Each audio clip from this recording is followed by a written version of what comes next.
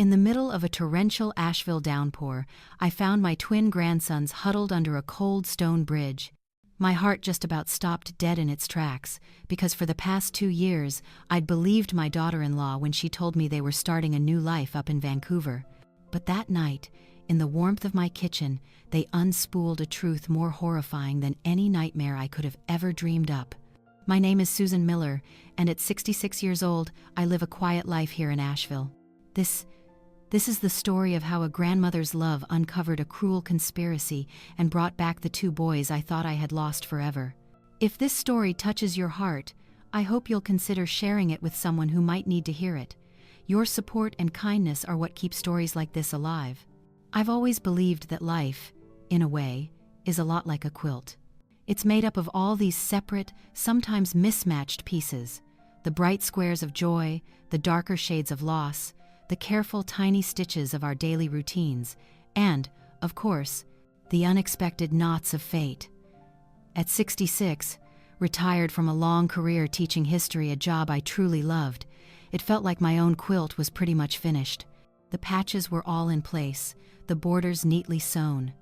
I lived a peaceful life in Asheville, tucked away in my little house in the shadow of the Blue Ridge Mountains. My days were woven from mornings in the garden, afternoons with a good book, and my weekly Thursday quilting circle at the community center.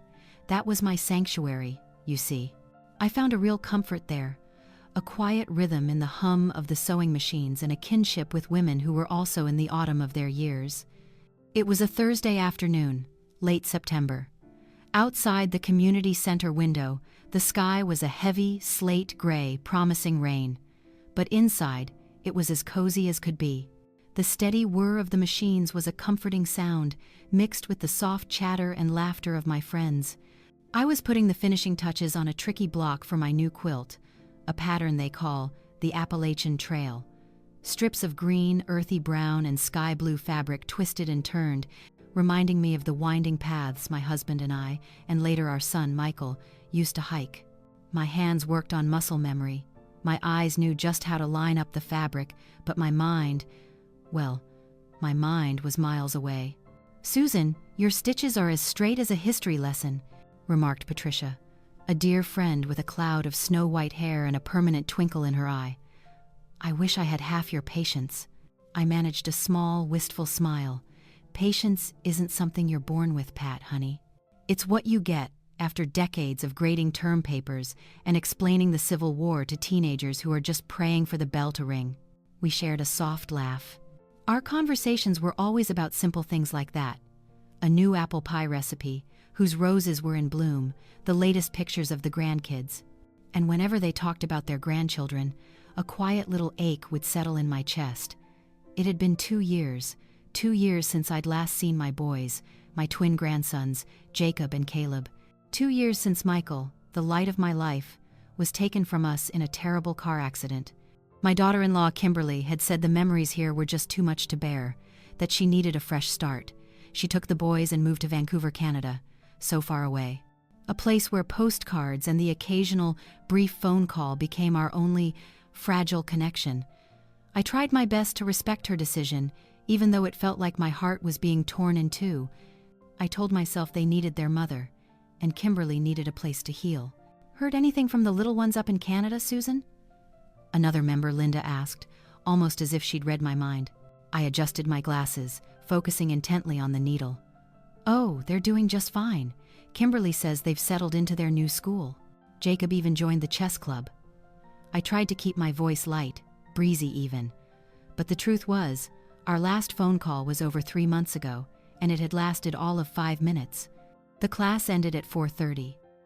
As I stepped out of the community center, the first drops of rain began to fall, and this wasn't a gentle autumn shower, but a raw, bone-chilling deluge.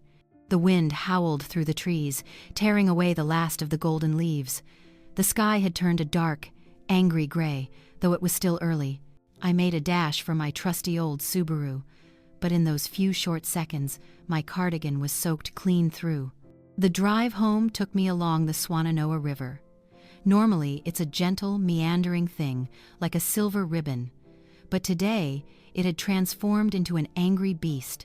The water was high and muddy, churning and boiling. My car crawled along the flooded road, the windshield wipers slapping back and forth at full speed, but doing little to clear the sheet of rain in front of me. It was foolish to be driving in this, especially at my age. I decided to pull over and wait for Mother Nature's tantrum to pass. I pulled off the road next to a long closed antique shop with an awning that offered a little bit of shelter. I cut the engine, and the world inside my car went quiet, except for the drumming of 1,000 tiny fingers on the roof. My eyes drifted through the rain to the old stone bridge that spanned the river. It was built back in the 50s, its gray stones weathered and covered in moss, a silent monument to the past. It had seen countless seasons change, more floods than I could count, and it held memories of Michael's childhood, when he used to fish from its banks. And that's when I saw it. A flicker of movement, something small, almost imperceptible, in the deep shadows beneath the bridge. At first, I thought it might be a stray dog seeking shelter, or perhaps one of our town's homeless folks trying to stay dry. Asheville has its share of hard luck stories. My heart went out to them. But as I squinted, trying to see more clearly, I realized it wasn't one person. It was two figures. Two small figures, huddled close together against the cold stone wall. Children. A chill ran down my spine that had nothing to do with the September rain. Good Lord, what were children doing in a place like that, in a storm like this? All rational thought flew out the window. Every maternal, every grandmotherly instinct in my body screamed at me. I couldn't just sit here and do nothing. I fumbled for the umbrella in the back seat, opened the car door, and stepped out. The wind nearly ripped the umbrella from my hands. I had to brace myself against the gusts. The gentle slope leading down to the riverbank was now a slick, muddy mess. My sensible walking shoes were useless. I grabbed onto a bush for support and carefully, nervously, made my way down. "Hello!" I called out, my voice fighting against the roar of the rain and the river. "Is anyone down there? Are you kids all right?" The two little shapes didn't move. Maybe they were scared, or maybe they were just too cold to respond. As I got closer, ducking under the low arch of the bridge, a damp, musty smell of despair hit me. Down here, the sound of the storm was amplified, echoing off the stone walls. And then I saw them clearly. Two boys, maybe 12, 13 years old. They were wearing thin, threadbare clothes, soaked through and caked with mud. They were huddled together for warmth, shivering violently. Their faces were hollowed out, pale with cold and hunger. It was a heart-wrenching sight. "It's okay," I said, keeping my voice as soft and gentle as I could. "I'm not going to hurt you, but you have to get out of here. It's freezing." I took another step closer. One of the boys lifted his head, drawn by my voice. His dark hair was matted to his forehead, and when his eyes met mine, the entire world seemed to tilt on its axis. I knew that face. I knew those eyes. Michael's eyes, the same warm brown with tiny flecks of gold like captured bits of sunshine. The eyes I had looked into 1,000 times from the day he was born to the day he became a man. The eyes I thought I would never see again. A name escaped my lips, a whisper almost lost in the storm. "Jacob?" The boy's eyes widened, a look of pure disbelief spreading across his thin face, and then a flicker of recognition. "Grandma?" In that instant, the other boy looked up. The exact same face, the exact same eyes, a perfect mirror image.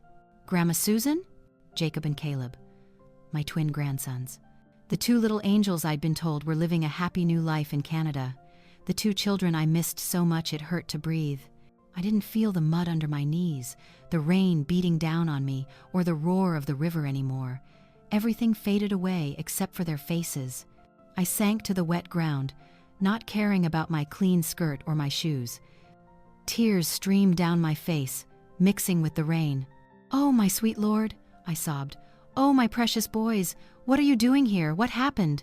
Their fragile wall of bravery crumbled. The boys burst into tears, the kind of deep, ragged sobs that have been held back for far too long. They scrambled into my arms, and I held them, clinging to them as if they might disappear if I let go. I could feel how thin they were through their wet clothes, could feel the sharp ridges of their spines. They were too light, too fragile. They held on to me with a desperation that shattered my heart into a million pieces. "We thought we'd never see you again," Jacob cried into my shoulder. "Mama said. She said you didn't want to see us anymore," Caleb added, his voice breaking. "She said you were mad at us." Those words were like knives in my heart. "What? No. No, sweetheart, that's not true. That was never, ever true." I pulled back to look at their faces, my trembling thumbs wiping away the tears from their cold cheeks. "Your mother told me you all moved to Vancouver. She said it was too painful here after your daddy passed. She said she needed a fresh start. I believed her. I believed her." The boys exchanged a look. It was a look that went beyond words, a silent communication that only twins have. And in that look, I saw a dark understanding, a painful truth they had carried for far too long. Jacob took a shaky breath. "We never went to Canada, Grandma." The blood in my veins turned to ice. The chill I felt now wasn't from the storm. It was coming from inside, from the horrifying truth that was slowly starting to unfold. Then, "Where have you been all this time?" I asked, my voice trembling. Before they could answer, a pair of headlights cut through the gloom, sweeping across the top of the bridge. I heard the squeal of brakes on wet asphalt. A pickup truck door slammed shut. And then, heavy footsteps pounded on the bridge above us. "Stay right here," I whispered to the boys, a sense of dread creeping over me. I got to my feet, clumsily brushing the mud from my skirt, and started to make my way back up the slippery slope. A man was standing by the bridge, peering down through the rain. He was in his mid-40s, with a beer belly straining against a red windbreaker. "Everything all right down there?" he called out, a gruff edge to his voice. "Everything's fine," I called back, trying to keep my voice steady. "Just helping some kids get out of the storm." I deliberately positioned myself to block his view of Jacob and Caleb. But he moved closer. His eyes narrowed as he caught sight of the boys hiding behind me. A look of recognition crossed his face. "Is that the Miller kids?" A shiver went down my spine. "Do you know them?" I asked, my voice sharp with suspicion. "Know 'em? Hell, I've been looking for 'em for 2 days. Their mama's worried sick." He pulled out his phone. "I gotta call her, let her know." "No!" The word burst out of me sharper than I intended, with a certainty that surprised even myself. Something in my gut told me this was all wrong. They are my grandsons. I will handle telling their mother. The man hesitated, his thumb hovering over his phone screen. In that brief moment, I saw something flash in his expression. Calculation? Or maybe it was greed. "You're Susan Miller," he said slowly, as if tasting the words. "Michael Miller's mother." "I am." "Kimberly said you were crazy. Said you'd been harassing them, trying to take the kids." My jaw dropped. "That is an absolute lie. I haven't even spoken to Kimberly since Michael's funeral. She told me she was moving, and I respected that, even though it broke my heart." "Well, that ain't how she tells it," he snarled, taking a step closer. "Look, lady, I don't want any trouble, but them kids belong with their mother, and I'm gonna have to insist you hand 'em over to me. The boys are coming with me," I said, and in my own voice, I heard a steel I didn't know I possessed. "If Kimberly has a problem with that, she can contact me directly. Now, if you'll excuse us, we're all soaked and need to get home." Without waiting for a reply, I turned and motioned for Jacob and Caleb to follow. They scrambled up the bank, and I kept myself between them and the man. He just stood there, watching us with a strange, unreadable expression. "This ain't over," he shouted after us. "Kimberly's gonna hear about this." I didn't answer. I just hurried the boys into my car and locked the doors. My hands were shaking so badly I could barely get the key in the ignition. As we pulled away, I glanced in the rearview mirror. The man was standing in the rain, his face illuminated by the blue glow of his phone screen. He was making a call. "Who was that?" I asked the boys, my eyes glued to the road ahead. They were huddled together in the back seat. It was Caleb who answered, his voice small and scared. "That's Uncle Shane," he said. "Mama's boyfriend. He's the one who kicked us out." The rain lashed against the windshield like a whip. Through the downpour, I could barely see the road ahead, but I kept driving, my mind racing faster than the car. 2 years. My grandsons had been somewhere in North Carolina for 2 whole years, and I had no idea. Kimberly had lied to everyone, to me, to Michael's friends, to our whole community.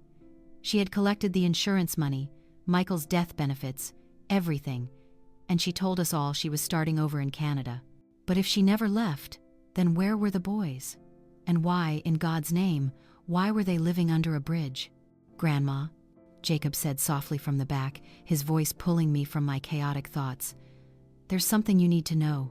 About Mama. About what really happened after Daddy died." I glanced at them in the rearview mirror and saw the fear and exhaustion etched into their young faces. "Tell me everything," I said, my voice steady now. "And don't leave a single thing out." And so, as the storm raged around us and the miles disappeared beneath the tires, the boys began to talk. And with every word they spoke, I felt the foundation of everything I thought I knew crumble away, revealing a truth so dark, so twisted and horrifying that I could have never imagined it. The 40-minute drive from the Swannanoa riverbank to my little house in North Asheville felt like an eternity.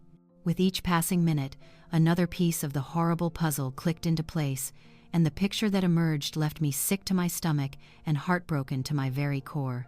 By the time we reached the city limits, I understood 3 things with a terrifying clarity. First, my daughter-in-law was not the grieving widow I had believed her to be. Second, my grandsons had been abandoned, neglected, and possibly much worse. And third, this was only the beginning of a much bigger, much more dangerous story. The question was, just how deep did the lies go? And who else was involved? I knew then, whether I wanted to or not, I was about to find out. And I knew that the peaceful, well-ordered quilt of my life could never be stitched back together the same way again.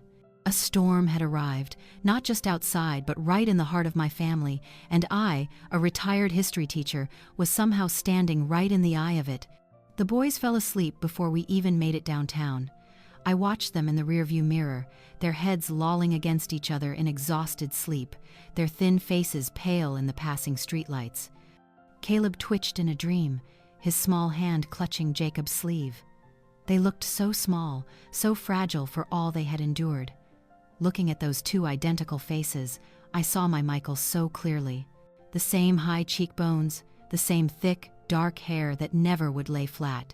My son had been gone for 2 years, 3 months, and 16 days. But seeing his children like this, the grief was as fresh and raw as if it had happened yesterday. I live in a small bungalow in North Asheville, a quiet neighborhood with old oak trees and well-tended gardens. It's the house Michael grew up in, the house where he carved his initials into the backyard oak when he was 7, a scar of time I could never bring myself to remove. Kimberly had never liked the place, always said it was too small, too old-fashioned. She'd tried more than once to convince me to sell it and move into one of those sterile, modern retirement communities on the edge of town. Now, I was so grateful I'd stood my ground. This house wasn't just a shelter, it was a fortress of memories. I pulled into my gravel driveway just after 6 o'clock. The rain had softened to a drizzle, but the air still smelled of damp earth and lightning. I gently woke the boys. They looked around, dazed, first out the window, then around my living room as I led them inside. Their eyes scanned everything as if they were in a museum of their own lost childhood. The photos on the mantelpiece, Michael in his baseball uniform, our family on a trip to the Outer Banks, and one of Jacob and Caleb at their 8th birthday party, their faces smeared with chocolate cake. Michael's old baseball trophy. And the baby quilt I'd made for them when they were born, now draped over an armchair. "You still have our picture," Caleb whispered, pointing to the birthday photo. There was a mix of wonder and emotion in his voice. I put my arm around his shoulders. "Of course I do, sweetheart. I never stopped thinking about you boys, not for a single day." I urged them into a hot shower while I got busy in the kitchen. I made them my mother's chicken soup and grilled cheese sandwiches, the ultimate comfort food. They ate like they'd been starved for a month, and the thought sent a horrifying shiver down my spine. Maybe they had been. I sat in silence, watching them devour 3 sandwiches apiece, 2 full bowls of soup, and nearly a whole sleeve of cookies, trying to keep my expression calm and gentle. I didn't want to frighten them anymore. It was only after they were finished, leaning back in their chairs and groaning with full bellies, that I sat down across from them at my old oak kitchen table. This table had seen countless family dinners, countless homework assignments. Tonight, it would bear witness to the truth. "All right," I began, my voice as soft as I could make it. "Now tell me. Start from the beginning. What happened after your daddy died?" Jacob and Caleb looked at each other, that silent twin talk again. I saw Jacob take a deep breath, as if gathering his courage.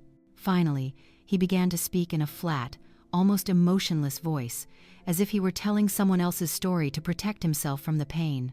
"After Dad died, Mom changed," Jacob started. "She started going out all the time, leaving us home alone. Sometimes she'd come home really late, and she'd smell like liquor and cigarettes." Caleb picked up the story, his voice smaller, shakier. "Then she met Uncle Shane at some bar. He moved in with us about 3 months after the funeral.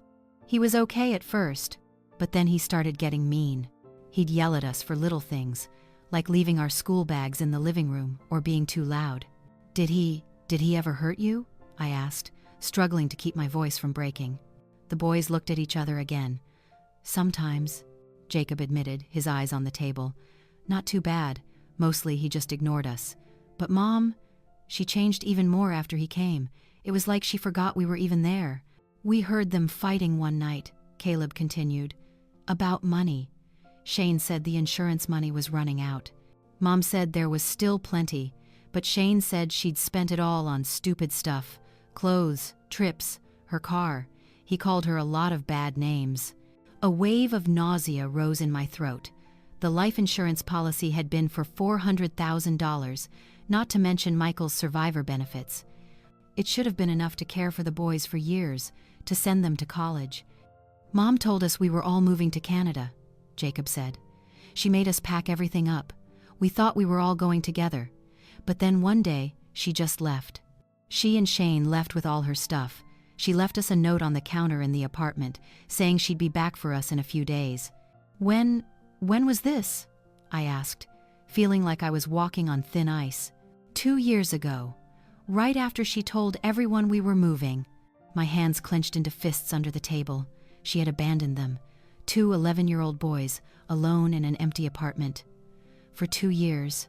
She came back at first," Caleb explained, as if trying to make an excuse for her. "About once a month, she'd bring some groceries and cash and tell us to be good and stay quiet. She said if anyone found out we were alone, the state would take us away, and we'd never see her again. We were so scared, so we did what she said. But then she stopped coming," Jacob added, his voice hard, all the innocence gone. "The last time we saw her was 6 months ago. The rent didn't get paid, and the landlord kicked us out. We didn't know where to go, so we just started walking, sleeping wherever we could. Parks, sometimes, under bridges. I had to stand up and turn away, pressing a hand to my mouth to keep from screaming. The sound was trapped in my chest, a scream of rage, of helplessness, of absolute, gut-wrenching grief. My grandsons, Michael's boys, homeless for 6 months, while their mother was off with her boyfriend, spending their father's life insurance money. I took a deep breath, composing myself before I turned back to face them.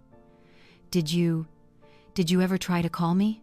"We didn't have your number," Caleb said quietly.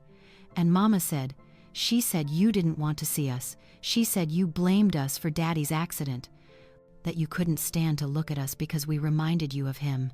"That's not true. It was never true." I was back on my knees in front of them, tears streaming down my cheeks, grabbing their small, calloused hands in mine. "Your daddy was my whole world, and you are a part of him. I love you more than anything on this earth." And then, we were all crying. They weren't brave little storytellers anymore.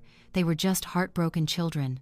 We held on to each other right there on my kitchen floor, a tangled mess of tears and sobs, crying for Michael, for the lost years, for their stolen innocence.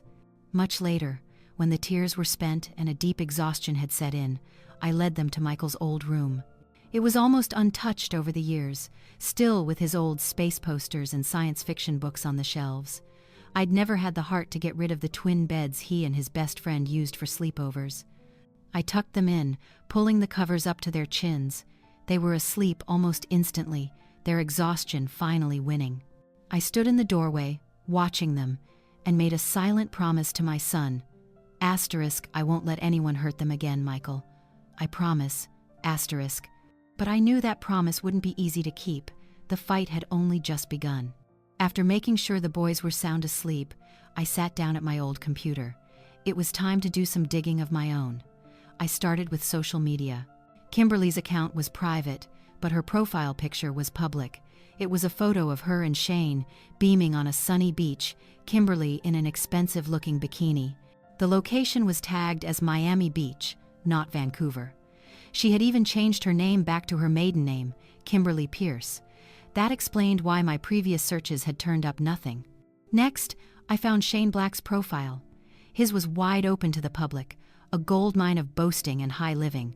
Pictures in bars, at steakhouses, at Panthers football games, trips to New Orleans and Las Vegas, and in photo after photo for the last 2 years, Kimberly was right there beside him, decked out in designer clothes, sipping expensive drinks.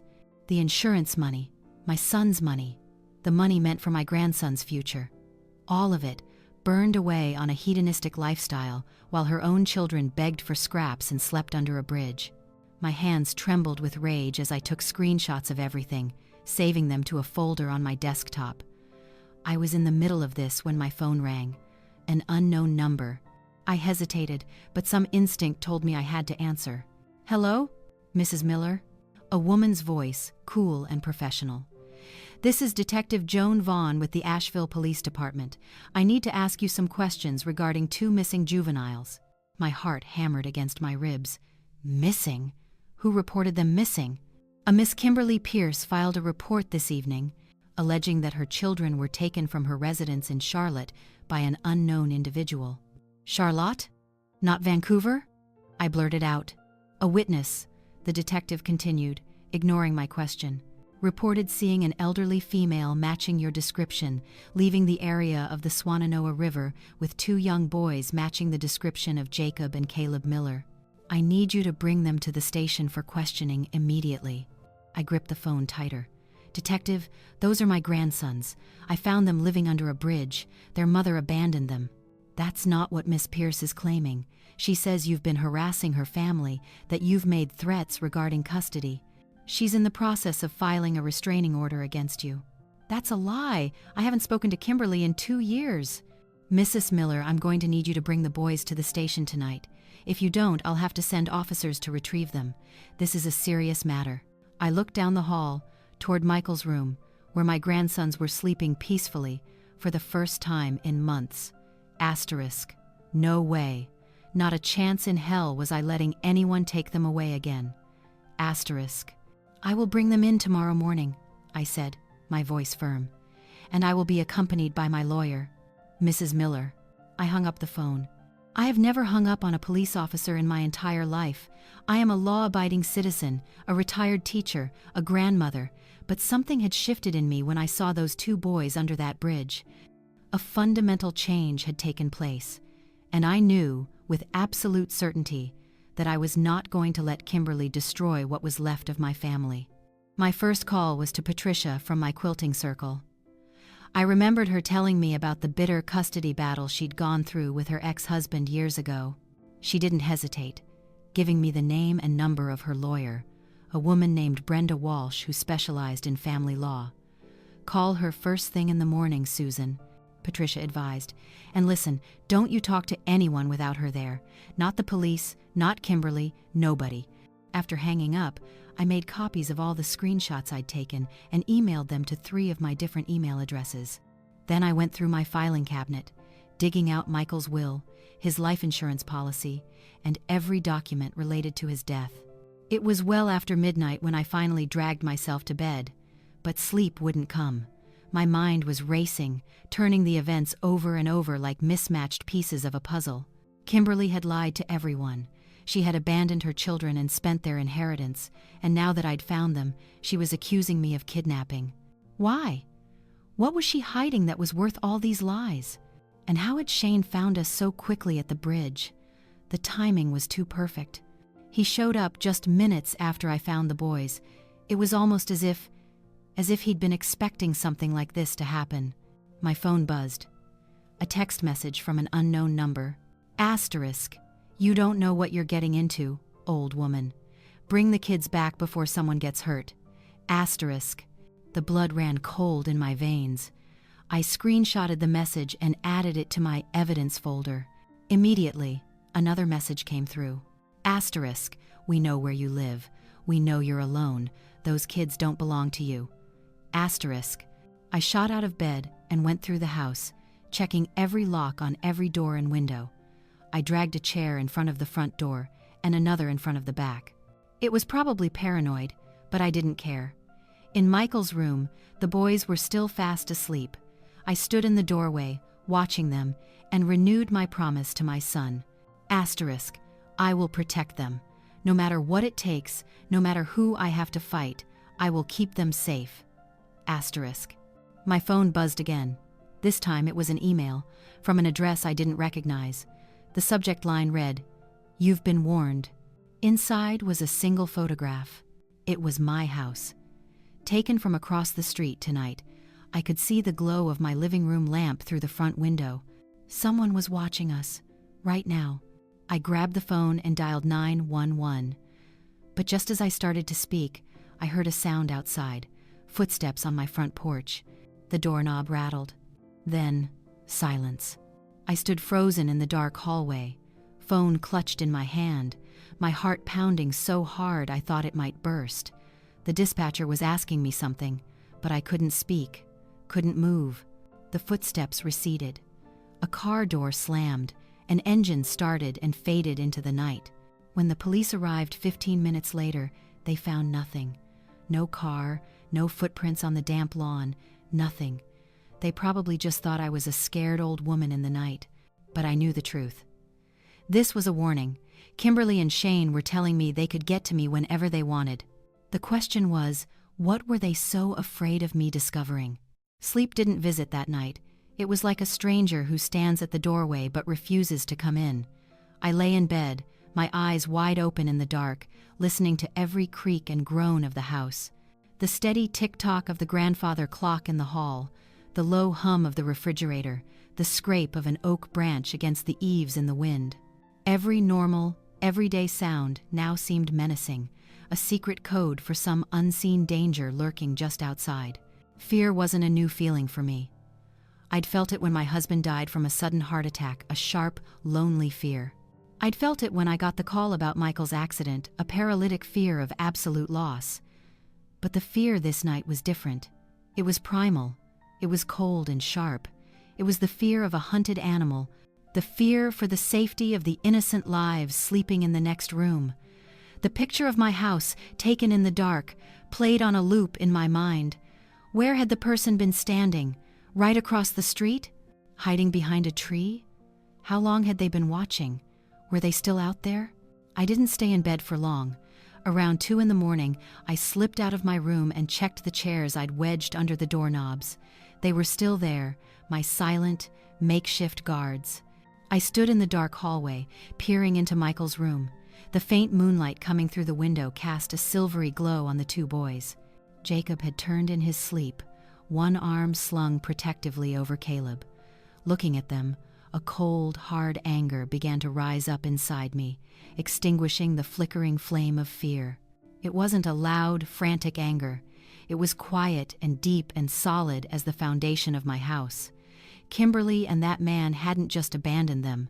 They had hunted them, and now they were hunting me. They had made a fatal mistake. They had turned a grieving grandmother into an enemy. When the sun finally came up, it didn't bring relief, just a harsh clarity about what I had to do. I removed the chairs from the doors. I made coffee, its familiar aroma a small comfort. By the time the first rays of sun slanted through the kitchen window, I was no longer the panicked woman from the night before. I was a soldier preparing for the fight of her life. I woke the boys with the smell of pancakes. I needed everything to feel normal for them, safe. They didn't need to carry the burden of my fear. As they sat at the table, their eyes still sleepy, I saw a tiny flicker of their old childhood selves return. Caleb even smiled when I put a stack of syrup-drenched pancakes in front of him. Jacob, the more serious one, just looked at me with a profound gratitude that made my heart ache. "No school for you two today," I said, trying for a cheerful tone. "I think we all need a day to rest. I have a few errands to run later, and I need you to stay inside. Keep the doors locked and don't open them for anyone unless it's me." They nodded, no questions asked. They were probably used to following strange instructions just to survive. After breakfast, while they were absorbed in an old cartoon on TV, I retreated to my bedroom, closed the door, and pulled out the slip of paper Patricia had given me. Asterisk Brenda Walsh, attorney at law. Asterisk, I stared at the number for a long moment, took a deep, steadying breath, and dialed. The phone rang 3 times before a crisp, professional voice answered. "Law offices of Brenda Walsh." "Yes, hello," I began, my own voice shakier than I'd expected. "My name is Susan Miller. I'd like to speak with Miss Walsh. I was referred by Patricia Graves. Please hold one moment." I listened to the bland hold music, some forgettable classical piece that seemed entirely at odds with the chaos in my chest. A few seconds later, a different voice came on the line, strong and decisive. "This is Brenda Walsh. Patricia mentioned you might be calling. You have a custody issue, Mrs. Miller." It's more than that, Miss Walsh," I said, trying to organize my jumbled thoughts. 2 years ago, my son passed away. My daughter-in-law, Kimberly, told me she was taking my twin grandsons to Canada, but 2 days ago, I found them, living under a bridge here in Asheville. There was a pause on the other end of the line. I could picture the woman on the other end sitting up a little straighter in her chair. "Living under a bridge?" she repeated, not with sympathy, but with sharp focus. "Yes, abandoned, starving and terrified. Kimberly lied to everyone. She took my son's insurance money and disappeared with her boyfriend." "And now she wants the boys back?" Brenda asked. "Last night she called the police and accused me of kidnapping, and they've started threatening me." "Threatening you how, Mrs. Miller?" "Text messages. An email. They were watching my house. They sent me a picture of it last night, taken from the street." The silence this time was longer. When Brenda Walsh spoke again, her tone had shifted completely. The cool professionalism was gone, replaced by an urgent, commanding authority. "Mrs. Miller, where are you right now?" "I'm at home." "I'm at home. Stay there. Lock your doors. Can you be at my office at 10 o'clock this morning? The address is 24 Chestnut Street. Do not speak to anyone else until we meet. Not the police, not your daughter-in-law, nobody. Do you understand?" "I understand." "Good. 10 o'clock, and bring everything you have. The text messages, the email, everything." The call ended. I sat on the edge of my bed, a small flicker of hope igniting within me. Brenda Walsh didn't offer platitudes. She offered instructions. She offered a plan. And right now, that was exactly what I needed. Brenda Walsh's office wasn't in a sleek glass and steel high-rise. It occupied the ground floor of a beautifully restored Victorian house in the historic district, just a short walk from downtown. Everything about the place spoke of stability and permanence.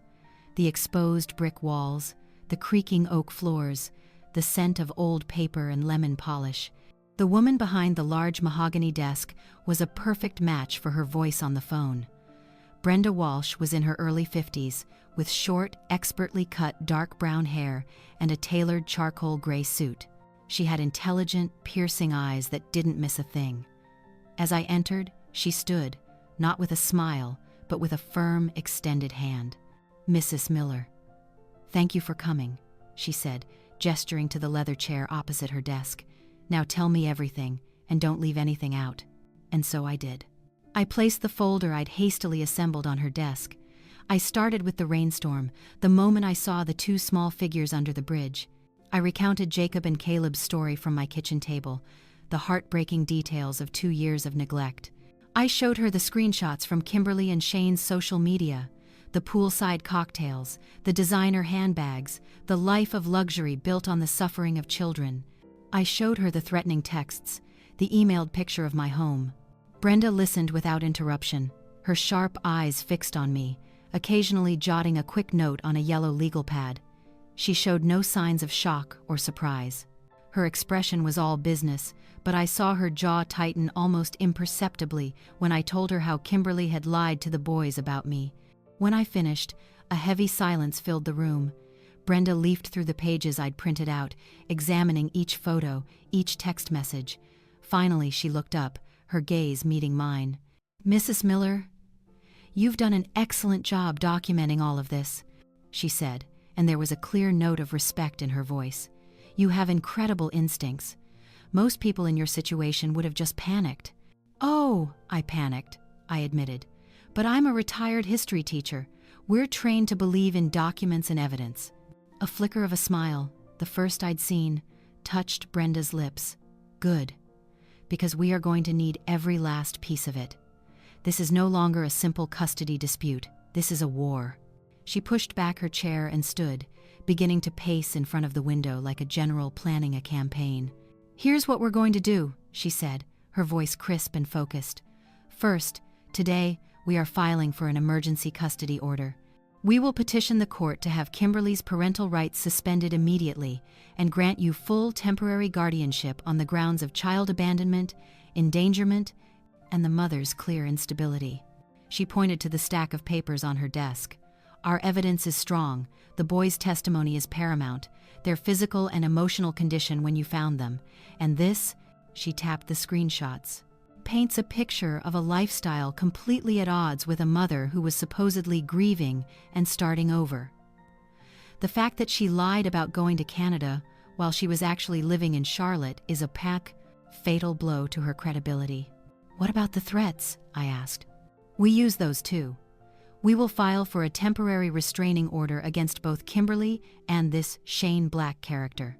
We'll argue that they are not only a threat to the children's well-being, but a direct physical threat to you, their current protector.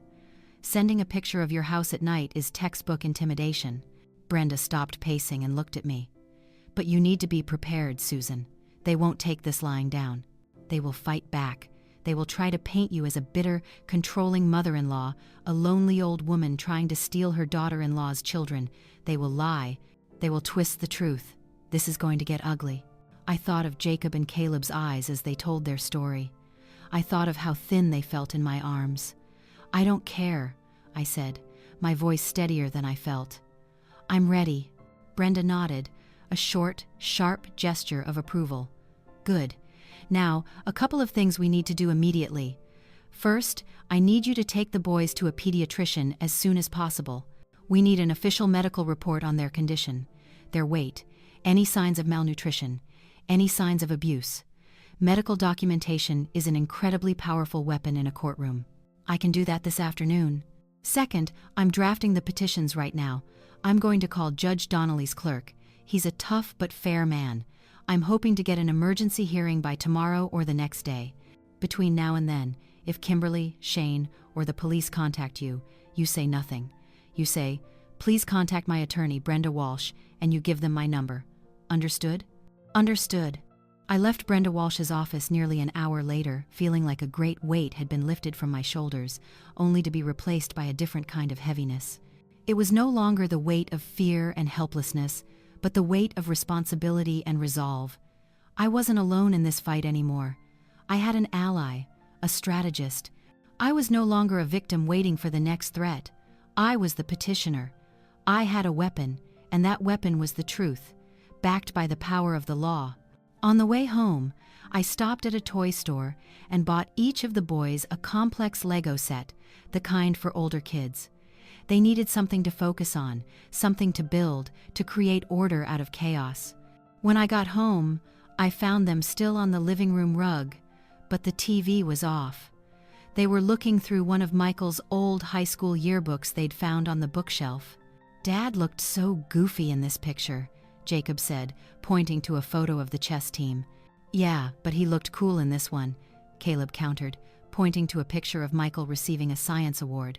They were reconnecting with their father, with their past, in their own way. I set the Lego boxes down on the floor. Their eyes lit up. "Grandma, this is the Millennium Falcon!" Caleb exclaimed. "We always wanted this set." "Well then, you'd better get building," I said with a smile. We've got a lot to rebuild." That evening, as I watched them hunched over the tiny plastic pieces, completely absorbed in the task at hand, I knew I'd made the right decision. This fight was going to be hard. It was going to cost me time, money, and probably my peace of mind. But as I saw a rare smile touch Jacob's lips when he found a missing piece, I knew that no price was too high. I wasn't just fighting for my grandsons, I was fighting for their childhood.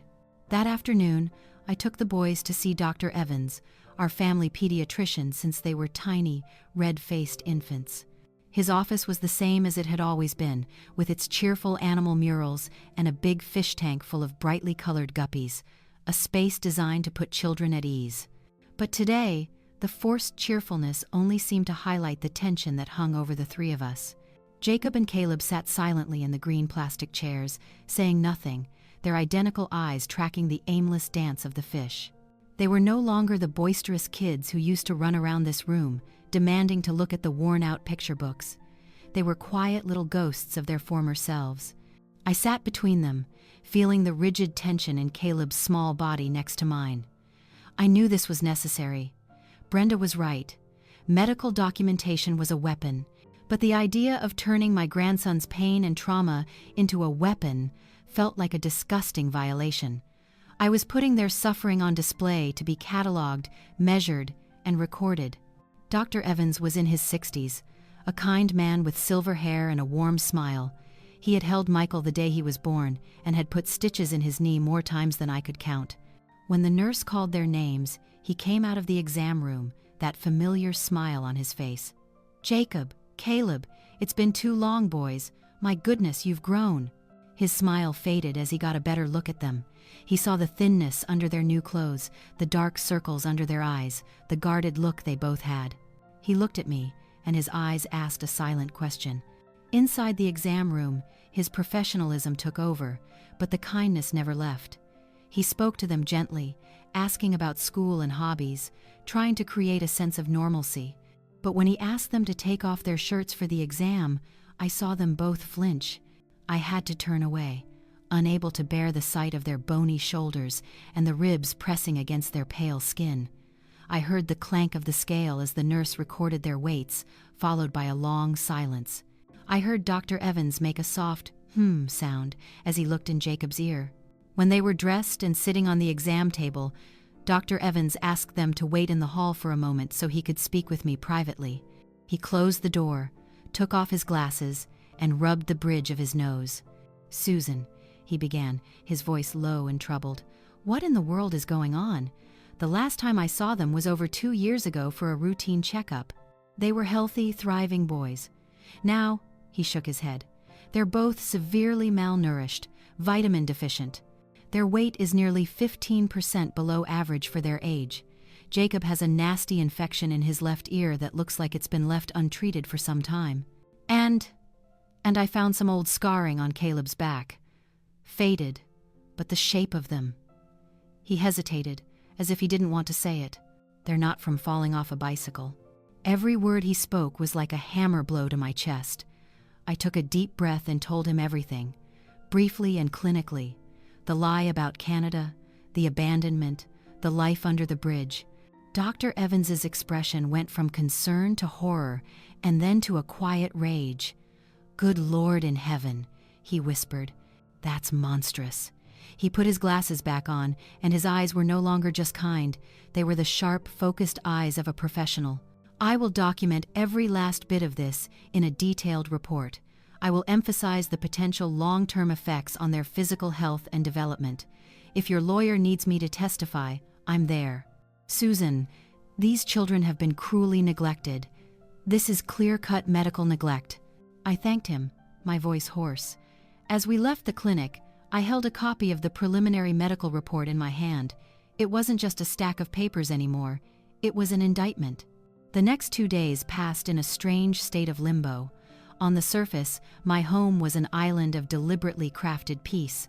The smell of baking cookies filled the air. The sound of Lego pieces clicking together came from the living room. We watched old movies together, the ones Michael had loved. I tried to weave a blanket of safety and normalcy around them, but underneath it all ran a current of pure anxiety.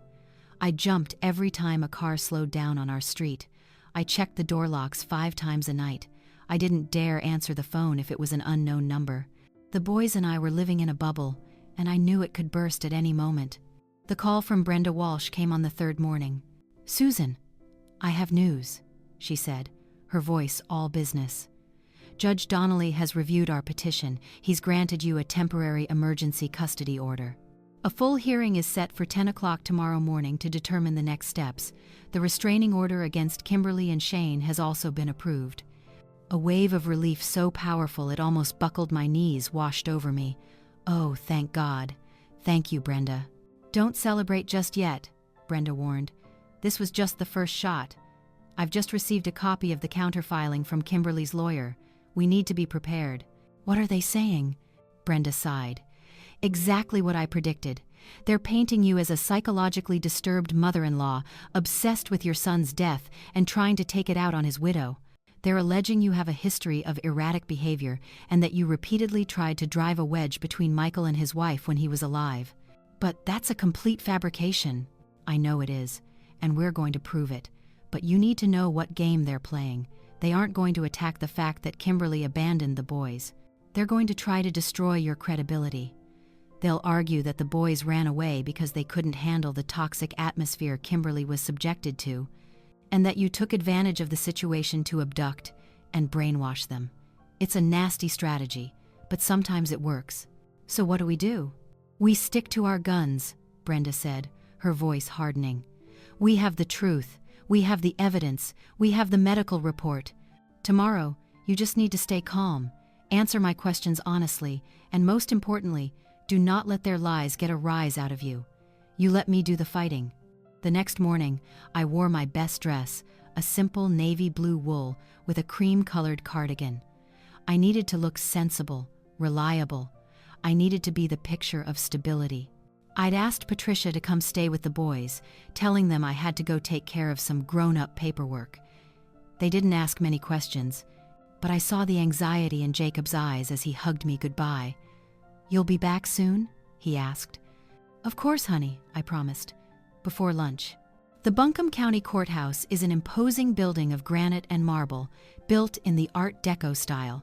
Inside, the high ceilings and polished floors amplify every sound, creating an atmosphere of sober importance. Brenda was waiting for me at the entrance, looking sharp and confident in a black power suit. "Ready?" she asked. I took a deep breath. As I'll ever be. We sat on a polished oak bench outside courtroom 3. The air was thick with a tense silence, broken only by the sound of hurrying footsteps or a nervous cough. I felt small and out of my element. This was a world of rules and procedures I didn't understand, a world where my family's fate would be decided by a stranger in a black robe. And then I saw them. They came down the opposite hall, accompanied by a slick young man in an expensive suit, who I assumed was their lawyer. Kimberly looked different. This was not the party girl from the social media photos. Today, she was playing the part of the grieving widow. She wore a simple black dress, her hair was in a neat bun, and her makeup was expertly applied to make her look pale and drawn. It was a masterful performance. Shane walked beside her, looking more serious than usual in a button-down shirt and slacks. But he couldn't hide the tension in his posture, his eyes darting back and forth. His hand rested possessively on the small of Kimberly's back, a gesture that was part reassurance, part ownership. When Kimberly's eyes met mine, the mask of grief fell away for a split second, replaced by a flash of cold, hard hatred. She started walking toward me, her pretty face twisted with fury. "You," she began, her voice a low, venomous hiss.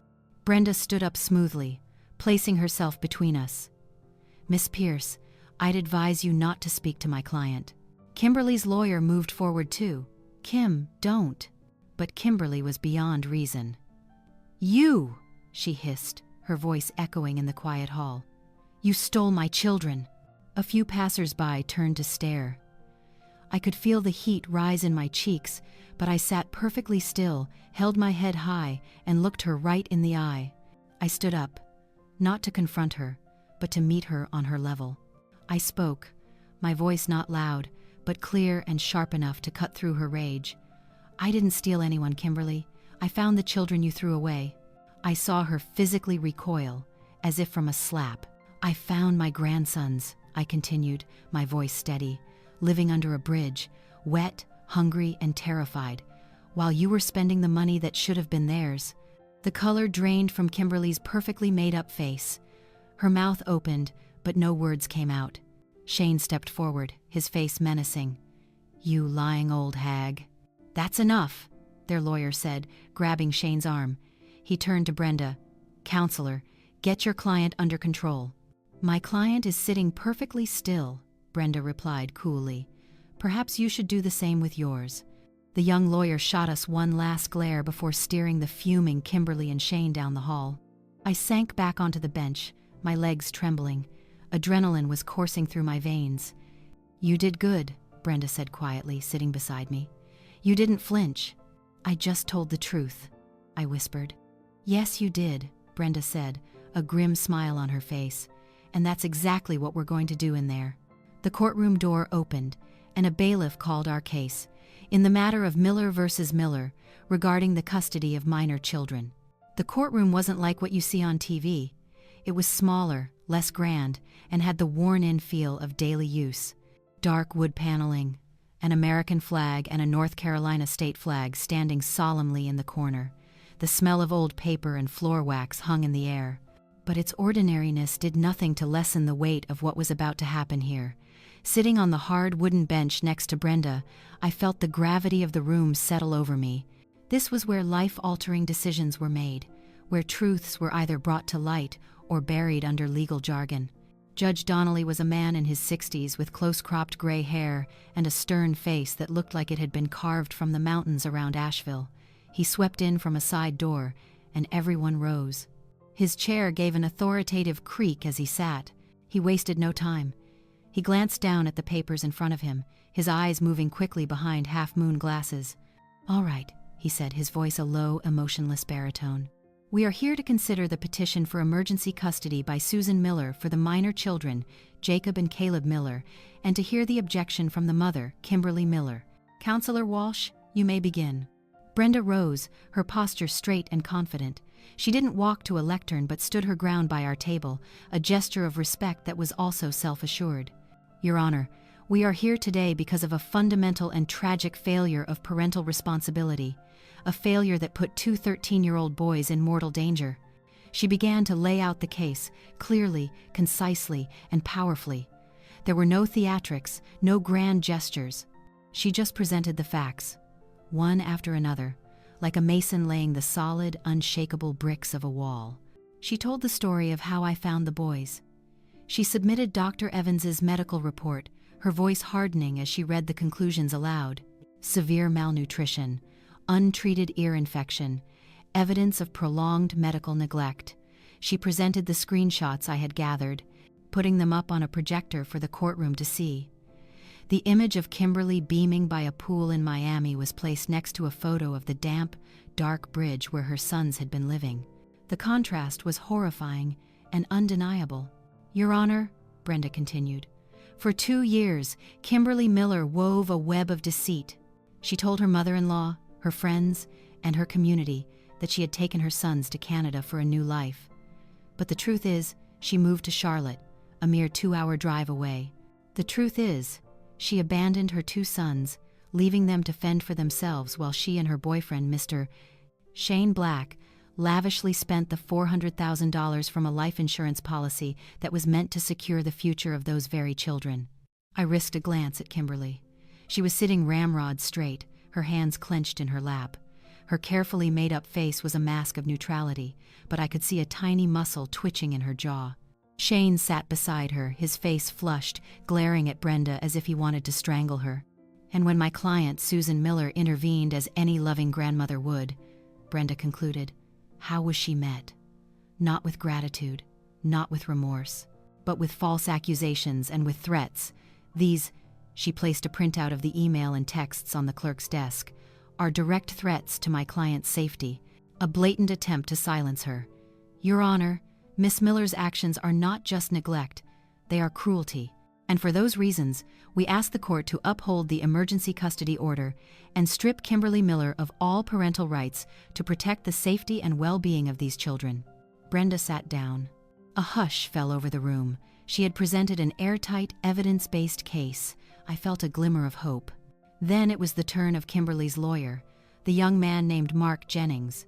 He stood up, smoothed his tie, and gave the judge a confident, almost smarmy smile. "Your Honor, Counselor Walsh has just painted a very dramatic picture," he began, his voice smooth and persuasive, "a story of a villainous mother and a saintly grandmother. But as we all know, the truth is rarely so simple." His strategy quickly became clear. He didn't try to deny the basic facts. He couldn't. Instead, he tried to twist them, to reframe them. "Yes, my client, Kimberly Miller, made some difficult decisions," Jennings conceded. "She was a young widow, having suddenly lost the husband she adored. She was drowning in grief. And in the midst of that grief, she was subjected to constant judgment and pressure from her mother-in-law, Susan Miller. He began his assault on me. He painted me as controlling, overbearing, someone who had never accepted Kimberly into the family. Susan Miller," Jennings said, his voice dripping with false pity, "made her daughter-in-law's life a living hell after her son's death. Constant phone calls, unannounced visits, criticizing every decision Kimberly made, from how she raised her children to how she managed her finances. It was this toxic atmosphere that forced my client to make a desperate choice. She had to create distance. The lie about Canada was a mistake, Your Honor, a mistake born of desperation, an attempt to get some space to breathe, to grieve in peace." I sat there, stunned by the audacity of the lies. I had always tried to have a respectful relationship with Kimberly, even when I didn't agree with her choices. I had given her space after Michael's death, believing it was what she needed. Now, my decency was being twisted into a weapon against me. Jennings went on, his voice growing more confident. "And as for the boys running away, it was a tragedy, but they were not abandoned. They were troubled, grieving teenage boys who acted out and ran away from home. My client searched for them frantically for months, but she was too ashamed and too afraid of her mother-in-law's judgment to tell her. And when Susan Miller found the boys, what did she do? Did she call their worried mother? No. She seized the opportunity to do what she had always wanted, to drive a wedge between the boys and their mother." "Objection." Brenda was on her feet. "Counsel is speculating without basis." "Sustained," Judge Donnelly said dryly.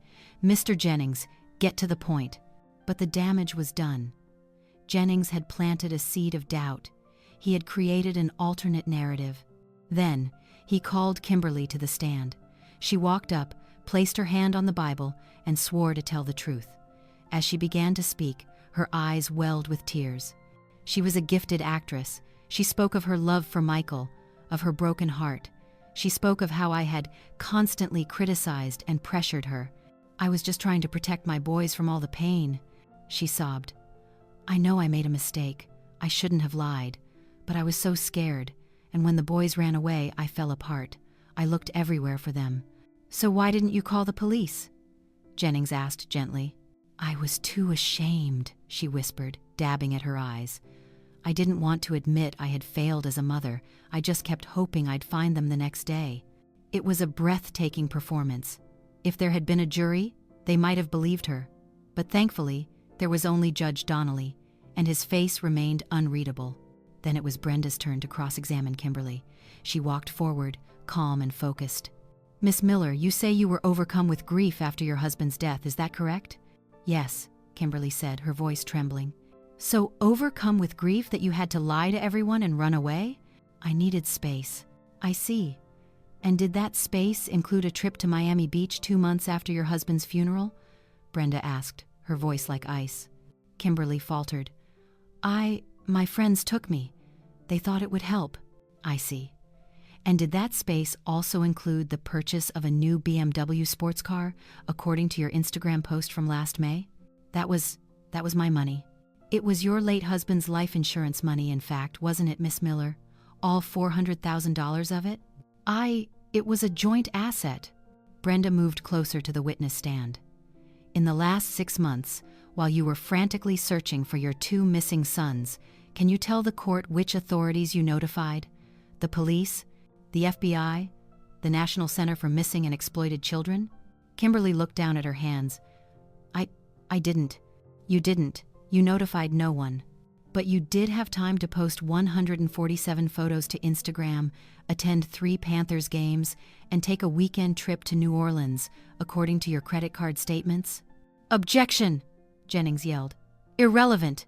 Overruled, Judge Donnelly said. The witness will answer. Kimberly started to crack. The mask of grief fell away, replaced by cornered fury. You don't understand. You don't know what it's like to be alone. Oh, I think your 2 13-year-old sons, sleeping under a bridge in the rain, have a very good idea of what it's like to be alone, Miss Miller, Brenda said, her voice devoid of mercy. No further questions, Your Honor. Brenda had ripped away Kimberly's facade, exposing the selfishness and deceit underneath. But the battle wasn't over. Jennings called his next witness, Shane Black. Shane swaggered to the stand, looking deeply uncomfortable in his formal clothes. He mumbled the oath and slumped into the chair. Jennings led him through a series of rehearsed questions. Shane talked about how he had been there to support Kimberly through her difficult time. He corroborated the story of me being a domineering mother-in-law. And then, he dropped a new lie, one that made the blood freeze in my veins. Kimberly was real worried about Mrs. Miller's influence on the boys, Shane said, his voice full of phony concern. She was always trying to turn Michael against his own wife. One time, right before he died, I overheard him on the phone with his mom. Michael was real mad. He was telling her she needed to back off. He said she was destroying his family. It was an outrageous fabrication, an insult to my son's memory. Michael and I had our disagreements, like any mother and son, but we never fought like that. Our love was unconditional. But I did as Brenda had told me. I sat still. I kept my face a mask of composure, though inside I was screaming. I clenched my hands in my lap, my nails digging into my palms. Brenda rose to cross-examine Shane. She just looked at him for a long moment, a silence that seemed to make him squirm. Mr. Black, she began, you were just a supportive friend to Miss Miller, is that right? That's right. And when did your relationship with Miss Miller begin? A couple months after Michael died. So you didn't know Michael Miller well? No, not really. It's interesting then, Brenda said conversationally, that you were in a position to overhear such a private phone call between him and his mother. Where were you when you heard this argument, Mr. Black? Shane froze. He clearly hadn't expected this question. I was at Kimberly's house. I was over there fixing something. Fixing something, I see. And after Michael's tragic death, you quickly moved in with his grieving widow? I was there to help her. And you helped her spend $400,000 in insurance money? Objection! Sustained. Brenda changed tack. Mr. Black, on the evening of September 28th, the night Mrs. Miller found her grandsons, where were you? I was at home, in Charlotte. Are you sure about that? Because we have a witness, a member of Mrs. Miller's Quilting Circle, who saw a pickup truck from Black Construction arrive at the Swannanoa River Bridge just minutes after Mrs. Miller and the boys left. Can you explain that? The color drained from Shane's face. That must have been one of my employees. Really? Driving a company truck at 6 o'clock at night, in a thunderstorm, in a city 2 hours away?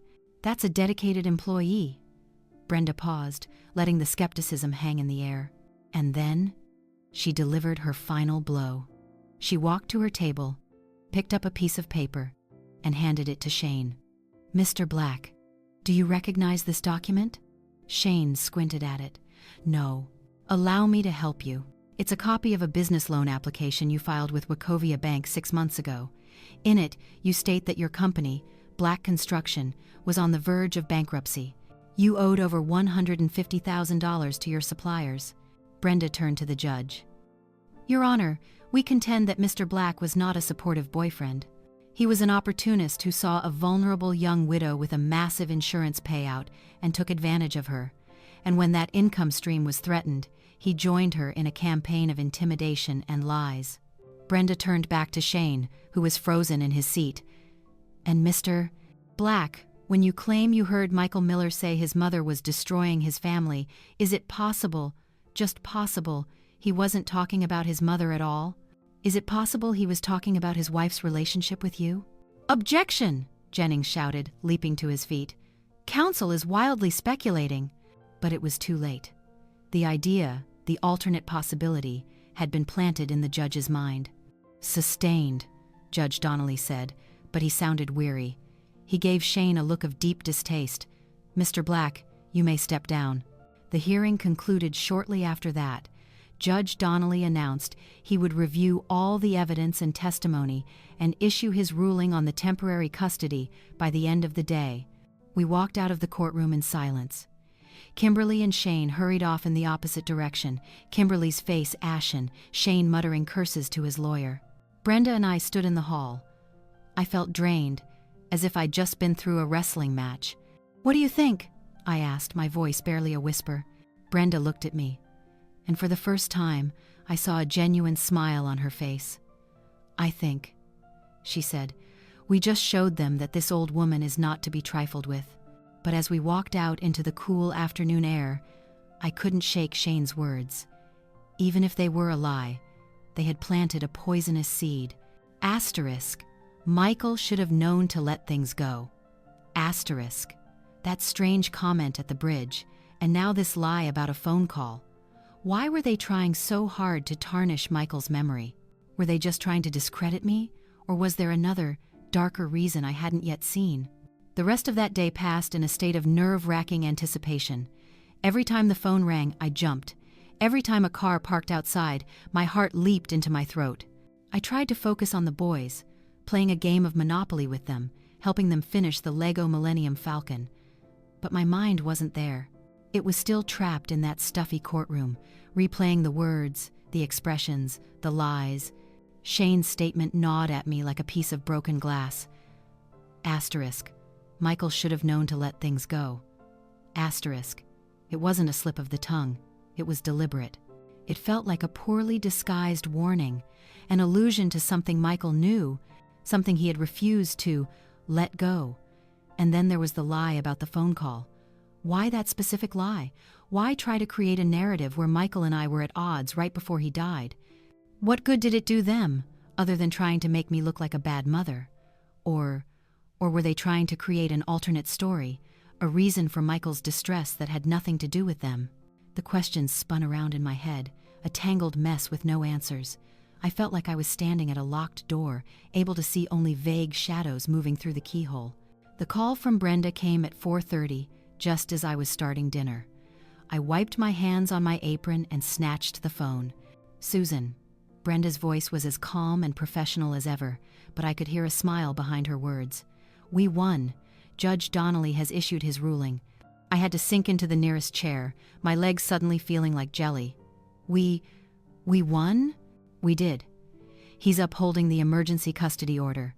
You will have full temporary care of the boys pending a full custody hearing, which will likely be in a few months. The restraining order against Kimberly and Shane remains in effect. They are not to come within 500 feet of you or the children. Tears started to well up in my eyes, tears of sheer, overwhelming relief. Oh, Brenda, I don't know what to say. Thank you. You don't need to thank me, Brenda said. You won this yourself, Susan. Your honesty and your courage shone through. The judge noted in his ruling that Kimberly Miller's testimony was entirely without credibility, and the evidence of abandonment was overwhelming and alarming. He also called out Mr. Shane Black for offering testimony that appeared to be self-serving and vindictive. We had won. At least, we'd won this battle. The war was still ahead, but for today, we had a victory. We had safety. After I hung up, I walked into the living room where Jacob and Caleb were on the floor, carefully placing the last few pieces on their starship. I knelt down beside them. I have some good news, I said, trying to keep my voice from trembling with emotion. A judge said that you boys get to stay right here with me. They looked up at me. There were no whoops of joy, no big smiles. Instead, I saw a deep, quiet relief wash over their young faces. Caleb let out a breath he seemed to have been holding for 2 days. Jacob, the less expressive of the two, simply nodded, but I saw his eyes glisten. They had lived with uncertainty for so long that security was a foreign concept. So we don't have to go back with Mama?" Caleb asked softly.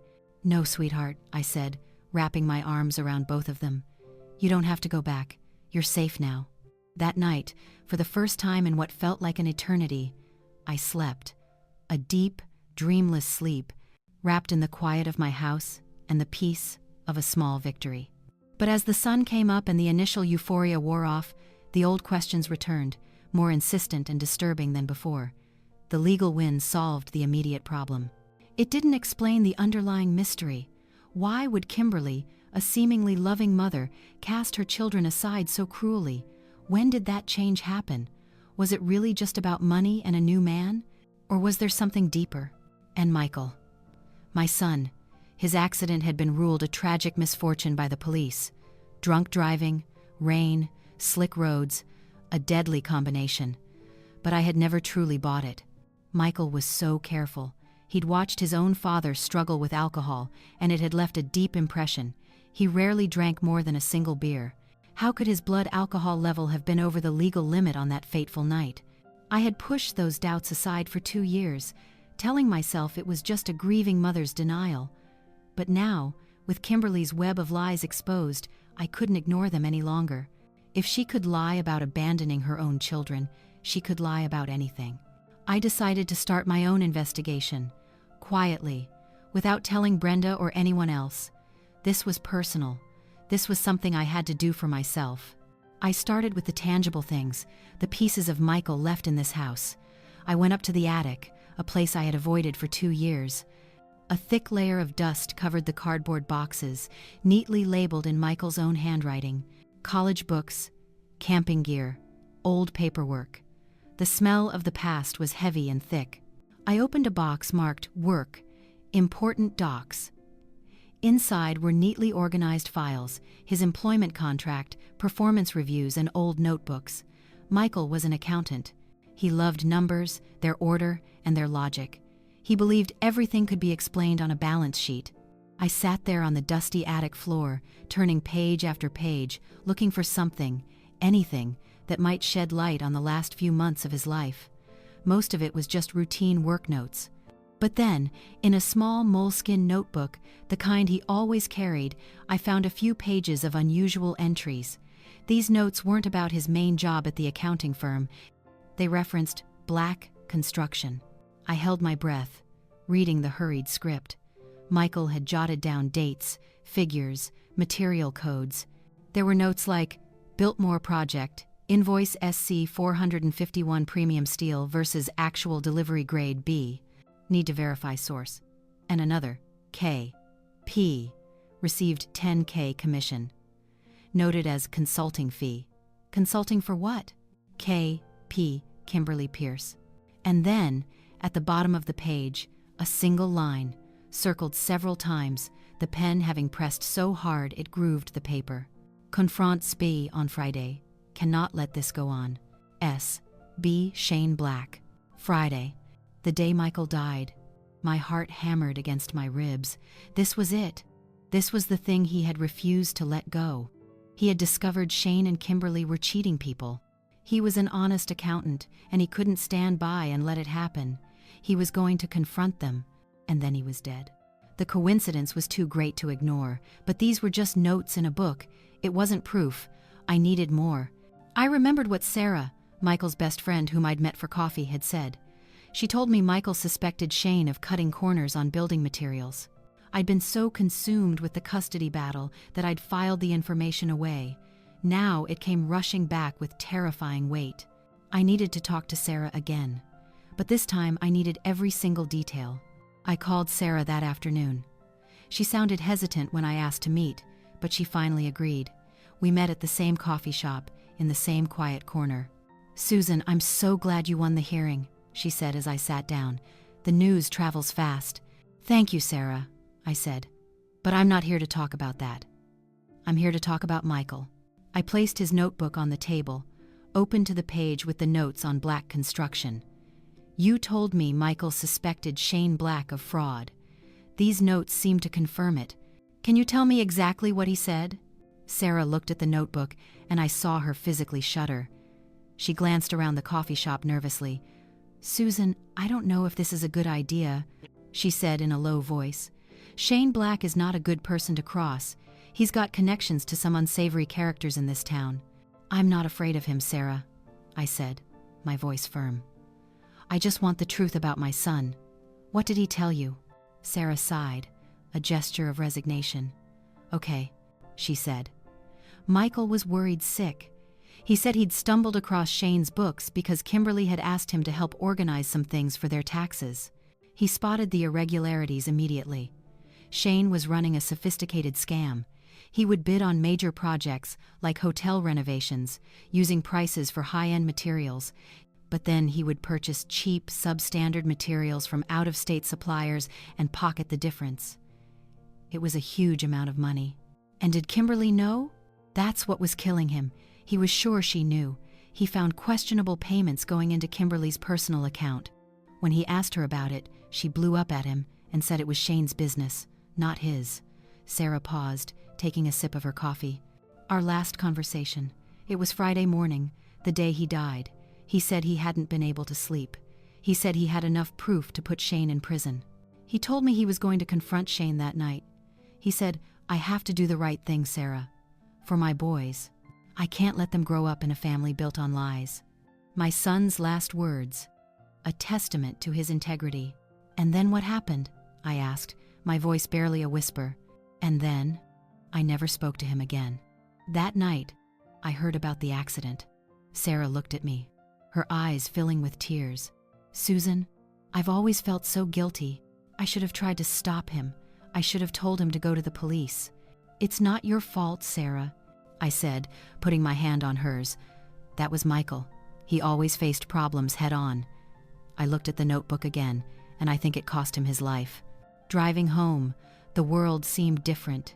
The mountains still stood tall, the autumn leaves still danced in the wind, but everything seemed drained of its color. A cold, horrible truth was taking shape in my mind.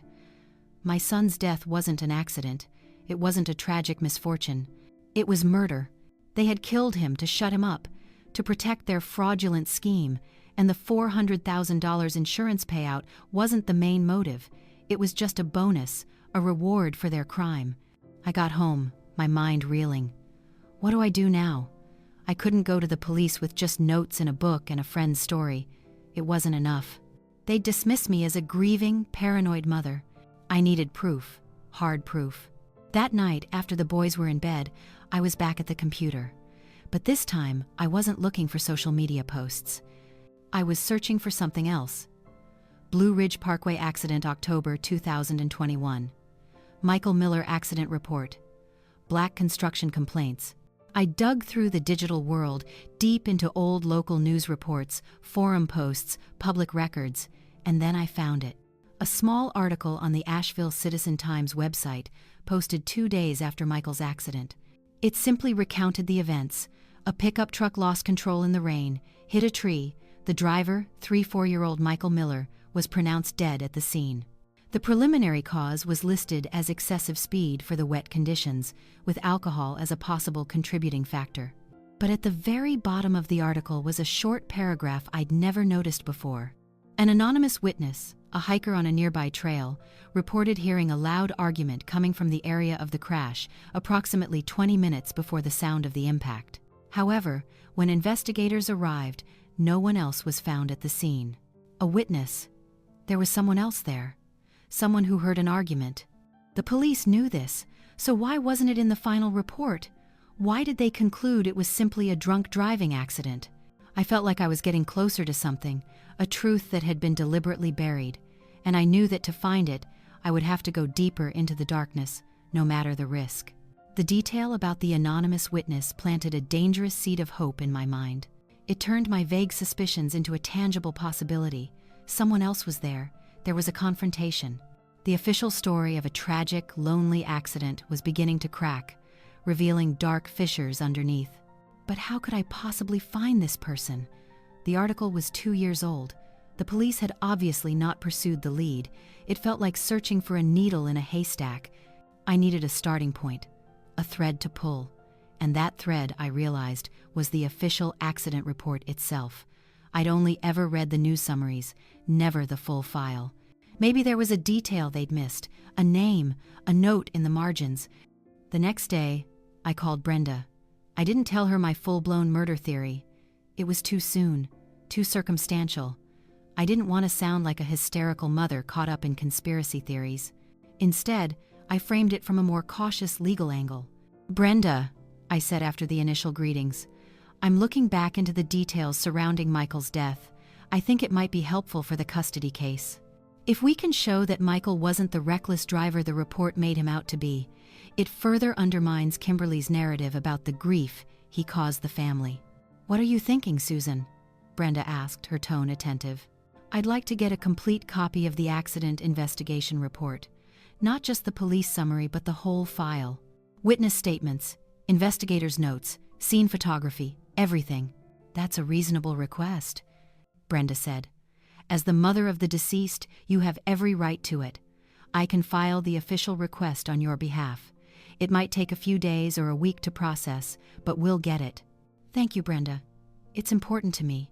While I waited for the file, I couldn't sit still. I was possessed by the need to do something myself. I went back to the attic, not for paperwork this time, but for something else. In an old wooden chest, I found Michael's photo albums. I turned the pages, looking at my son's smiling face at every stage of his life, my heart aching anew. And then I found it. A series of photos from an old accounting firm picnic, taken about 6 months before he died. In one group shot, I recognized Sarah, laughing next to Michael. And standing not far away in the same group was another man. I recognized him. He was one of the investigators who had come to my house to deliver the news of the accident, a young officer with a solemn face but kind eyes. I couldn't remember his name, but I remembered his face. Sarah. She might know his name. I called Sarah again, feeling a little guilty for bothering her once more. I explained I was trying to piece things together and asked her about the man in the photo. "Oh, that's Ben Carter," Sarah said instantly. "He used to be an auditor with us. Nice guy. He quit about 1.5 years ago, though. Said the desk job wasn't for him and joined the highway patrol. Quite the career change, huh?" Ben Carter. A former colleague of Michael's. A highway patrolman. Was it possible he was one of the first officers on the scene? Was it possible he wrote the report? The coincidence was staggering, but I couldn't just call him. That would raise suspicion. I needed a reason, a legitimate pretext. For the next few days, I lived a double life. By day, I was Grandma Susan, baking cookies, helping with homework, and taking the boys for walks in the park. But by night, after they were asleep, I became Investigator Miller. I sat at my computer, searching for every scrap of information I could find on Ben Carter. I found his public record, confirmed he was still with the Asheville barracks of the Highway Patrol. I also went back to researching the hiker witness. The Blue Ridge Parkway has hundreds of miles of trails, but the section where Michael crashed was near one specific landmark, Craggy Gardens, a place famous for its rhododendron blooms and spectacular views. A very popular hiking spot. Was it possible the witness was a regular hiker, a member of a local club? I started searching for Asheville hiking groups on Facebook. There were dozens. I joined a few of the largest ones, under the pretext of being a retiree looking for a new hobby. I spent hours scrolling through old posts, through photos posted in October of 2021, looking for anyone who posted about hiking at Craggy Gardens around the time of the accident. It was tedious, nearly hopeless work. A week later, Brenda called back. "Susan, I have the file. It's quite thick. Would you like me to mail it, or do you want to pick it up?" "I'll be there right now," I said, without a second's hesitation. An hour later, I was sitting in my car in a public parking lot with a thick manila folder on the passenger seat. My hands trembled as I opened it. The official report was over 20 pages long, filled with technical jargon and diagrams of the crash scene. I scanned the familiar parts, the weather conditions, the state of the road, the damage to the truck. Then I got to the toxicology report. Michael's blood alcohol content, BAC, was listed at 0.09%, just over the legal limit of 0.08%. Next to the number was a small note. Sample processed by Precision Medical Labs. The name sounded vaguely familiar, but I couldn't place it. I kept reading, and then I found it. In the appendices, tucked between photos of Michael's mangled pickup, were the transcribed statements of the officers at the scene. The first to arrive, according to the report, was Trooper Ben Carter. My heart skipped a beat. It was true. Michael's former co-worker had handled his case. What did that mean? It could be a random coincidence, or it could mean everything. I read Carter's statement carefully. It was professional and to the point. He described what he saw, the steps he took. But one thing stood out. When asked about potential witnesses, he had written, interviewed one hiker, Mr. Walter Hinson, who reported hearing an argument. Mr. Hinson did not get a clear look at anyone and could not provide a detailed description. Due to lack of specific information, statement was noted but not pursued as an active investigative lead. Walter Hinson. I had a name. But why was this statement not pursued? Hearing an argument right before a fatal crash seemed like a very active lead to me. Had Ben Carter deliberately downplayed its importance? Or was he just following procedure? I found the paramedics' statements too. They had arrived after Carter. They had drawn Michael's blood at the scene for testing. Standard procedure. I sat in my car for a long time, trying to put the pieces together. 1. Michael discovers Shane and Kimberly's fraud. 2. He intends to confront Shane on the night he dies. 3. A witness, Walter Hinson, hears an argument near the crash site. 4. The primary investigating officer, Ben Carter, is a former colleague of Michael's. He notes but then dismisses the witness statement. 5. The final conclusion is a drunk driving accident, based on a test from a lab called Precision Medical Labs. That lab's name kept nagging at me. That evening, after the boys were asleep, I went to my computer and typed Precision Medical Labs Asheville into the search bar. The very first result was an article from the Charlotte Observer, dated about a year ago. The headline made my blood run cold. Asheville lab shut down in test falsifying scandal. My hand was shaking as I clicked the link. The article detailed a state investigation that had uncovered a pattern of falsified test results at Precision Medical Labs, a small, private facility. The cases ranged from drug tests to forensic medical exams. Several technicians had been indicted for taking bribes to alter results. I scrolled down the list of cases being re-examined because of their connection to the disgraced lab. Most were criminal cases, insurance lawsuits. I didn't expect to see Michael's name. His case was closed as an accident. But then, another name in the article caught my eye. One of the main technicians charged was a man named Ricardo Mendez, who had been convicted of accepting bribes to falsify blood alcohol results in at least 3 DUI cases. It was like a lightning strike in my mind. Was it possible Michael's BAC result had been faked? Could someone have paid Ricardo Mendez to turn a manslaughter, or even a murder, into a simple drunk driving accident? It would provide the perfect cover story, a neat and tidy reason for the police to close the case. But who would do that? And how? They would have had to know which lab Michael's blood sample was being sent to. They would have needed a connection to Ricardo Mendez. My thoughts went back to Shane Black. Sarah had said he had connections to some unsavory characters. A man like Ricardo Mendez would fit that bill perfectly. I had a witness name, Walter Hinson, a questionable cop, Ben Carter, and a disgraced lab, Precision Medical Labs. The pieces were there, but they were still disconnected. I needed someone who could put them together, someone who could see the whole picture. I knew I couldn't do this alone anymore. This was beyond the skills of a retired history teacher. It had gotten too big, too dangerous. I needed to talk to Brenda again. But this time, I wouldn't be talking about custody. I would be talking about murder. Before I went to Brenda, I had to try one last thing. I had to find Walter Hinson. I typed his name into the Facebook search bar. Dozens of results came up, but one profile in Asheville fit the right age. The profile picture showed an older man with a silver beard and a hiking hat, smiling on a mountaintop. In his friends list, I saw several people from the hiking groups I had joined. This was him. I hesitated. What should I do? Send him a message? It seemed too abrupt, too suspicious, but I couldn't just show up at his door. And then I saw a post on his page from that very morning. Beautiful day for a hike at Craggy Gardens. Anyone want to join this Saturday? Meet at the parking lot at 9 a.m. That Saturday, the Asheville sky was a brilliant, cloudless blue, the autumn air crisp and clean. A perfect day for a hike. But as I drove the winding Blue Ridge Parkway toward Craggy Gardens, my mood was anything but sunny. I barely noticed the spectacular colors of the changing leaves outside my window. My mind was fixed on a single goal. I arrived at the parking lot just before 9. A group of about 15 people was already gathered, mostly around my age, dressed in hiking gear and chatting happily. I recognized Walter Hinson immediately from his Facebook photo. He was tall and wiry, with bright, intelligent blue eyes.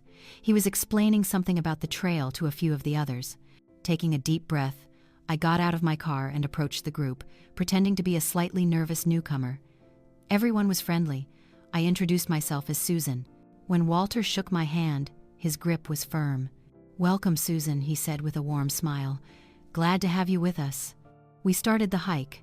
The trail wound through dense tunnels of rhododendron, the leaves rustling under our feet. I deliberately lagged a bit, positioning myself to walk alongside Walter at the back of the group. For the first half hour, we made small talk about the weather, the beauty of the mountains, the birds we saw. I knew I couldn't rush it. When we reached a scenic overlook with a panoramic view of the valley below, I saw my chance. Most of the group had forged ahead.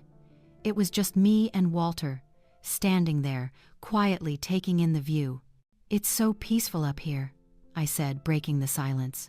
"It is," Walter replied, "but it isn't always. This was it." "What do you mean?" I asked, trying to keep my voice casual. He sighed, leaning against the wooden railing. "I come up here a lot. 2 years ago, right around this time of year, I witnessed something pretty awful not far from here." My heart began to pound. "Something awful?" "Yeah. There was a fatal car wreck down on the parkway. A young fella. Tragic. But the strange thing was, just before it happened, I heard people yelling. A real loud argument. Sounded like a fight," I told the police, but they didn't seem too interested. I turned to look at him directly. "Mr. Hinson," I said, my voice no longer casual but filled with urgency. "The young man in that accident, he was my son." Walter was stunned. He turned to face me, shock and sympathy in his blue eyes. "Oh, my Lord, Mrs. Miller, I'm so terribly sorry. I had no idea." "It's all right," I said softly, "but I need your help. The police said my son was drunk and crashed his car, but I don't believe it. What did you hear that night? Please, try to remember. Any detail, no matter how small." Walter closed his eyes, as if replaying a memory. "It's a bit fuzzy," he began. "It was raining, foggy. I heard 2 male voices. One was younger, sounded angry, but desperate too. He kept saying something like, 'I can't let you do this,' or 'Give it back.' The other voice was older, rougher. He was saying things like, 'You brought this on yourself, and this ends tonight.'" He opened his eyes and looked at me. Then I heard a struggle, scuffling sounds, then a yell, and about a minute later, the sound of an engine revving hard, tires squealing on the wet road, and then a terrible crash. I called 911 right away. "Did you see anyone?" "Just shadows in the fog, but I am positive there were 2 other men besides your son, and I saw another vehicle leave the scene right after the crash, a dark-colored pickup truck." "A dark-colored pickup, Shane's truck. Did you tell all of this to the investigating officer?" "Of course, young fella named Carter. He wrote it all down, but he seemed like he wanted to wrap it up quickly. He kept saying that in accidents like these, things can get confusing and a witness's memory can play tricks on them." My conversation with Walter confirmed my worst fears. There was a fight. Michael was not alone, and Ben Carter, the investigating officer, had deliberately buried this critical testimony. First thing Monday morning, I was in Brenda's office. This time, I held nothing back. I laid out Michael's notebook. I told her about Sarah's confession, the exposé on Precision Medical Labs, about Ricardo Mendez, about Ben Carter's role, and finally, about my conversation with Walter Hinson. When I was finished, Brenda sat in silence for a long time. She was no longer just a family lawyer. The look in her eyes was that of a prosecutor. "Susan," she said, her voice low and serious, "what you've just told me, this goes far beyond a custody case. This is a criminal conspiracy, murder, fraud, obstruction of justice." She stood up and began to pace, just as she had the first time I met her. It all fits together in a horrifying way. Michael discovers the fraud. He confronts Shane. A fight breaks out. Michael ends up dead. To cover it up, they pay off Ricardo Mendez at the lab to fake the blood alcohol report. That turns a homicide into an accident, which keeps the police from investigating and conveniently triggers the insurance payout. "But what about Ben Carter?" I asked. "Why would he help them?" "That's the million-dollar question," Brenda said. "Maybe he was paid off too. Or maybe there's some connection between him and Shane we don't know about yet. But him burying the only witness is a massive red flag. So what do we do now?" Brenda stopped pacing and looked me straight in the eye. "Now, we take this out of family court and we take it where it belongs, to the district attorney's office. But we have to do this smart. We can't just walk in and make accusations. We need something undeniable. We need a confession." We couldn't let Kimberly and Shane know we suspected murder. Instead, Brenda used official channels. She filed a new motion in court, demanding a full financial discovery of how Kimberly had used the insurance money, arguing that it should have been held in trust for the boys. It was a logical move in a custody case, but its real purpose was to apply pressure. At the same time, Brenda secretly contacted a trusted colleague in the district attorney's office, a deputy DA named David Chen. She laid out the entire story and the evidence I'd gathered. Chen, skeptical at first, was convinced when he heard about the disgraced lab and Ben Carter's role. A quiet, off-the-books investigation was launched. They found the connection quickly. Ben Carter and Shane Black had grown up together in a small town east of Asheville. They'd played on the same high school football team. They weren't close friends, but they knew each other. More importantly, financial investigators found a large, unexplained cash deposit of $20,000 in Carter's bank account 3 days after Michael's accident. When questioned, Carter claimed it was from a lucky night at the casino in Cherokee, a flimsy lie. The stage was set. Now, we just needed the trap. Brenda called Kimberly's lawyer, Mark Jennings. She said I was feeling worn out and overwhelmed by the legal battle. She said I was an old woman who just wanted peace. She proposed one last settlement meeting to discuss an arrangement before things got messy with the financial discovery. As we predicted, they took the bait. Jennings, probably thinking he could bully me into a favorable deal, agreed immediately. The meeting was set for a neutral conference room in a downtown office building. The room was prepped by police technicians. Tiny microphones were hidden in the light fixtures and a vase of flowers. I was fitted with a small recording device, hidden under my shawl. Brenda, David Chen, and 2 detectives would be in the next room, listening to everything. I have never been so terrified in my life. I was about to sit across the table from the people who killed my son. I had to stay calm. I had to play my part. They arrived on time. Kimberly was once again wearing her victim persona, but I could see the anxiety in her eyes. Shane didn't bother to hide his irritation. "All right, let's get this over with," Shane said as he sat down. I began my performance. I said I was tired. I said perhaps I had overreacted. I said I was willing to consider allowing Kimberly supervised visitation again if she would agree to put a portion of the insurance money in a trust for the boys. Kimberly and Shane exchanged a look, a smug little smile passing between them. They thought they had won. "Told you she was just a lonely old woman," Shane said to Kimberly. "I don't want just a portion," Kimberly said to me. "It's my money. Michael wanted me to have it." "Did he really, Kimberly?" I asked, my voice trembling slightly, this time on purpose. "Did Michael really want you to have that money, after he found out you and Shane were embezzling from the company?" A dead silence fell over the room. The smiles vanished from their faces.